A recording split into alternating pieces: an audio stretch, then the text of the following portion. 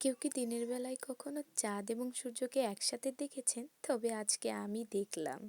Hello বন্ধুরা, আসসালামু আলাইকুম। আপনারা সবাই কেমন আছেন? আশা করছি আপনারা সবাই ভালো আছেন। আজকের আবহাওয়াটা অনেক সুন্দর। সকাল সকাল রোদ বের হয়েছে আর কুয়াশাও নেই। আজকে আমি আপনাদের সঙ্গে শেয়ার করব আমাদের বাসায় সকালে আজকে কি খাবার রান্না হয়েছে। এই তো দেখতেই পাচ্ছেন, নতুন আলু এবং পেঁয়াজের পাতা, শিং মাছ দিয়ে আমি চচ্চড়ি করব আজকে। তো আমি এগুলো সব কিছুকে ভালোভাবে ধুয়ে পরিষ্কার করে নিচ্ছিলাম। এখন আমি এটাতে পরিমাণ মতো লবণ, হলুদ গুঁড়ো, মরিচ গুঁড়ো এবং পরিমাণ মতো তেল দিয়ে ভালোভাবে মাখিয়ে নিব। এই তো দেখুন, ভালোভাবে মাখিয়ে নিচ্ছি। মাখিয়ে নেওয়া হয়ে গেলে এখানে পরিমাণ মতো পানি অ্যাড করে দিব। আর এখানে পানিটা অ্যাড করে দেওয়ার পরে আমি এটা রান্না করার জন্য চুলায় উঠিয়ে দিব। দেখতে পাচ্ছেন, চুলায় উঠিয়ে দিয়েছি আমি।